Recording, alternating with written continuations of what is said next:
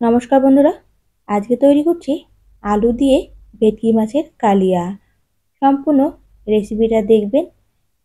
Recipe ভালো লেগে থাকলে অবশ্যই ভিডিওতে একটি লাইক করবেন, কমেন্টস করবেন, চ্যানেলটা সাবস্ক্রাইব করে দেবেন। ফেসবুক পেজ থেকে কেউ দেখে থাকলে অবশ্যই পেজটা ফলো করে রাখবেন। দেখে নিন আজকের আলু দিয়ে ভেটকি মাছের কালিয়া রেসিপি। আমি এখানে নিয়ে নিয়েছি 4 পিস ভেটকি মাছ। বেশ বড় সাইজের ভেটকি মাছ আমি নিয়েছি। দিয়ে দিলাম সামান্য পরিমাণে হলুদ, সামান্য পরিমাণে লবণ, সঙ্গে দিয়ে দিচ্ছি সামান্য একটু সর্ষের তেল। এভাবে একটু সর্ষের তেল মাখিয়ে নিলে মাছটা কিন্তু খুব ভালো ভাজা হয়, আর মাছের মধ্যে সর্ষের তেলের গন্ধটা বেশ ভালো থাকে। লবণ, হলুদ আর সর্ষের তেল মাখিয়ে মাছটা সাইড করে 10 মিনিটের জন্য রেখে দেবো। এর মাঝে একটা মশলা তৈরি করে নিচ্ছি। একটা মিক্সিং বোলের মধ্যে দিয়ে দিচ্ছি পেঁয়াজ।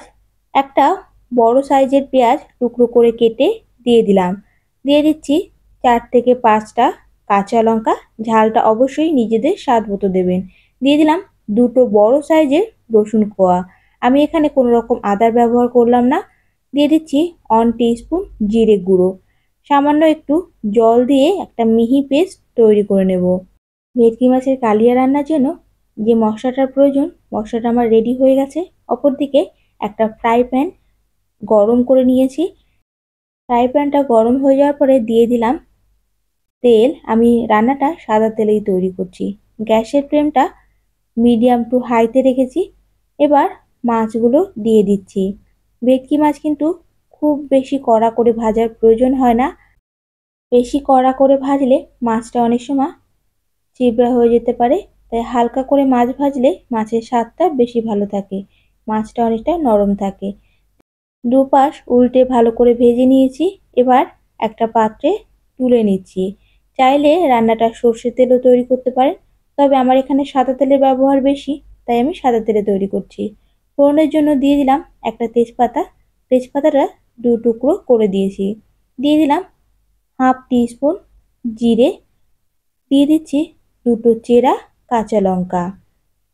30 থেকে 40 সেকেন্ড একটু ভেজে নেওয়ার পরে দিয়ে দিচ্ছি আলু।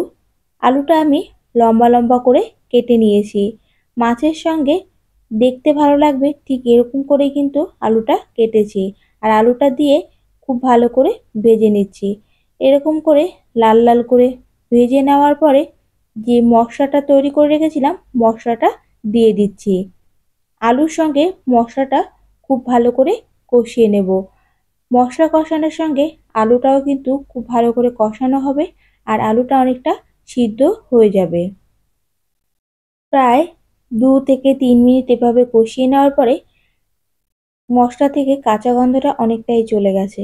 এবার এর মধ্যে দিয়ে দিচ্ছি 1 টিস্পুন হলুদ গুঁড়ো, 1 teaspoon Kashmiri red chilli powder.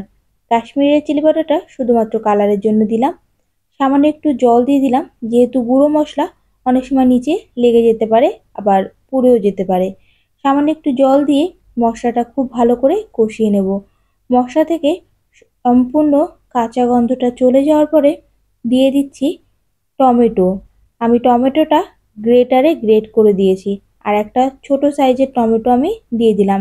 টমেটোর পরিমাণ বেশি হয়ে গেলে রান্নার স্বাদ কিন্তু অনেকটা টকটক হয়ে যায়। টমেটো দিয়ে খুব ভালো করে নাড়াচাড়া করে মিশিয়ে নিয়েছি। এবার সামান্য একটু লবণ দিয়ে দিলাম। লবণটা দিলে টমেটোটা খুব তাড়াতাড়ি গলে যাবে, আর টমেটোর যে কাঁচা গন্ধটা আছে সহজেই চলে যাবে। মশলাটা খুব ভালো করে কষিয়ে নেওয়ার জন্য ঢেকে দিলাম। ঢেকে 2 মিনিটের জন্য রেখে দেব। 2 মিনিট পরে ঢাকা তুলে নিচ্ছি। দেখুন মশলা থেকে কিন্তু তেলটা ছেড়ে এসছে, আর মশলা কিন্তু বেশ ভালো কষানো হয়ে গেছে। মাঝখানে একটু এরকম করে ঢেকে মশলা কষালে মশলা কিন্তু বেশি তাড়াতাড়ি কষানো হয়ে যায়।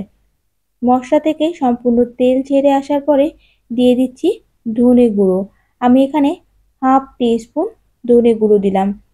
সবার শেষে ধনে গুঁড়োটা দিলে ধনে গুঁড়োর যে ফ্লেভারটা রান্নার সঙ্গে বা মশলার সঙ্গে কিন্তু খুব ভালো আসে। অবশ্যই সবার শেষে দেওয়ার চেষ্টা করবেন। দিয়ে দিলাম 1 কাপ গরম জল। গরম জল দিলে রান্নার স্বাদটা বেশি ভালো হয়। চেষ্টা করবেন গরম জল দিয়ে তৈরি করার।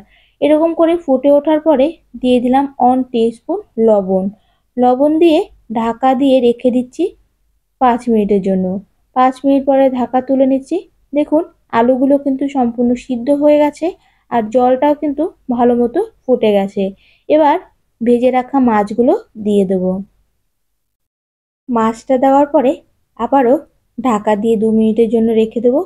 2 মিনিট রাখার কারণে মাছটা সিদ্ধ হয়ে যাবে আর জলের সঙ্গে মাছের যে ফ্লেভারটা ভালো মতো মিশে যাবে। 2 মিনিট পরে ঢাকা তুলে নিচ্ছি। মাছের ঝোলটা কিন্তু খুব ভালো মতো ফুটে গেছে।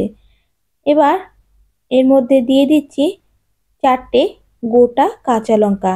কাঁচা লঙ্কাটা আমি ফাটিয়ে দিলাম না, কারণ কাঁচা লঙ্কাটা ঝাল তৈরি করবে না, শুধুমাত্র কাঁচা লঙ্কার খুব ভালো একটা ফ্লেভার আসার জন্যই কাঁচা লঙ্কাটা দিলাম।